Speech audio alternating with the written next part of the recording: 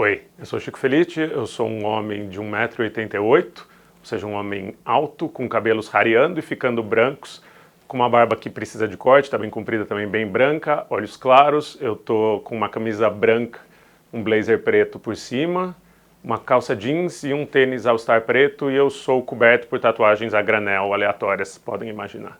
Faz 5 para 6 anos que eu trabalho com podcast, faço podcast enquanto também faço outras coisas, porque podcast não dá dinheiro, e faz 5 ou 6 anos que eu ouço esse ano é o ano do podcast.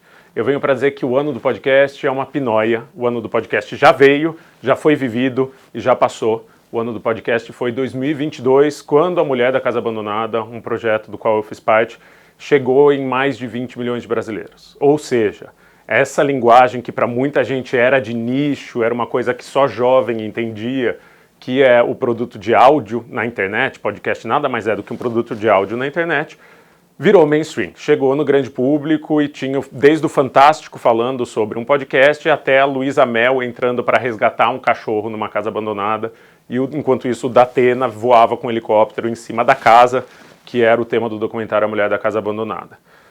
E por que eu digo, e por que me ofende um pouco e eu não gosto da frase esse é o ano do podcast, que as pessoas continuam dizendo em 2023? Porque dizer que tal ano, 2023 por exemplo, é o ano do podcast, pressupõe em dizer que é uma mídia que ainda não se consagrou, é uma mídia que ainda não conquistou seu público, é uma mídia que ainda não é séria. Dizer que 2023 é o ano do podcast é colocar todo mundo que faz produção de áudio numa mesa das crianças no restaurante, você não está sentado na mesa dos adultos, junto com a mídia impressa, junto com os livros, junto com a televisão e junto com o cinema. Eu acho que a gente já conquistou esse lugar na mesa dos adultos e agora venho falar sobre isso. Venho falar sobre como o podcast, que chegou no Brasil faz mais ou menos uns 10 anos, já criou raízes, já conquistou um público que é próprio e um público que, além de ser próprio, além de gostar muito de podcast, tem uma relação completamente diferente com podcast. As pessoas que ouvem podcast são apaixonadas pelas vozes que elas escutam. Então, eu já tive o prazer de sair com grandes podcasters na rua, sei lá, com a Camila Frender, do É Nóia Minha, e as pessoas veem ela e congelam. Porque eu defendo que ela seja a Hebe da nova década, porque as pessoas passam muito tempo com ela, as pessoas passam horas da vida com a voz dela ao lado, as pessoas dão banho nos filhos com ela ao lado, lavam a louça ouvindo ela falar, as pessoas conhecem a intimidade dela, as pessoas conhecem quem faz podcast com profundidade e, portanto, tem uma relação de profundidade.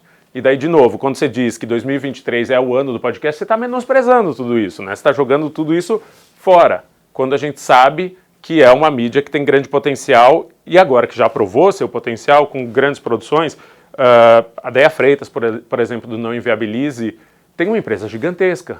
Ela é ouvida por milhões de brasileiros, ela é a Sherazade do Brasil do século XXI, porque as pessoas gostam de ouvir as histórias que ela garimpa e que ela conta. Ela é maior hoje em dia que muitos apresentadores de TV, mas o mercado ainda não vê isso. E já que eu estou aqui no Sebrae falando com empresas e com o mercado, eu faço esse apelo que é, levem o podcast a sério. Ele já existe, quem escuta já leva a sério, quem escuta já ama.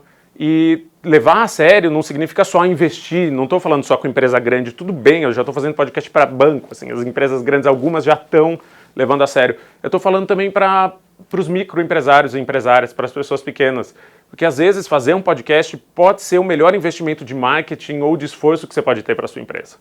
Eu tive recentemente, por coincidência, no Sebrae também, em Alagoas, ano passado. E uma pessoa que assistiu minha palestra levantou a mão, eu sempre pergunto, quem quer fazer podcast? Levantou a mão e falou, eu tenho interesse em fazer um podcast. Eu falei, sobre o que é o podcast? Ela falou, eu tenho uma empresa que recupera HD.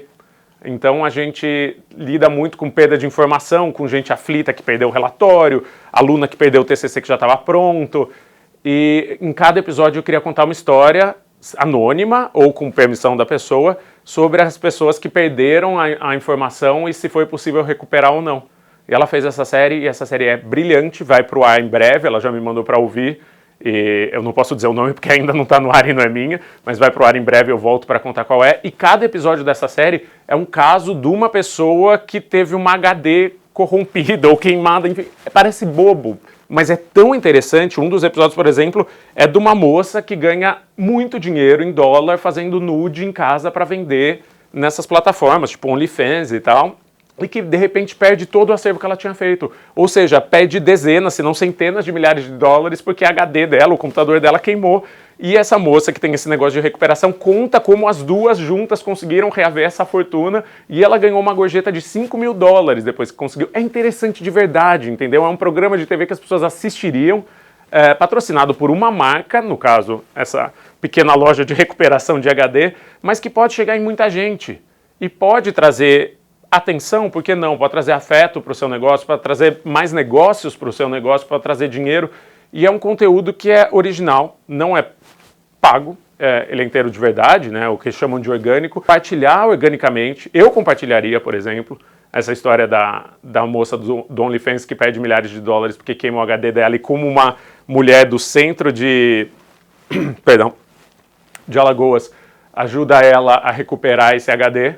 E pense que ela não gastou muito dinheiro, ela gastou o talento dela, ela gastou o tempo e ela documentou aquela história que pode levar ela longe e pode construir cultura. Eu acho que nós estamos falando aqui de podcast sobre construção de cultura. As pessoas que ouvem e gostam de uma história vão viver com essa história por muito tempo, vão viver com esse apresentador ou com essa apresentadora por muito tempo, elas vão gostar da sua marca, vão gostar de você e vão estar dispostas a fazer coisas por você, seja usar seu negócio, seja falar de você. Acho que o podcast está aí.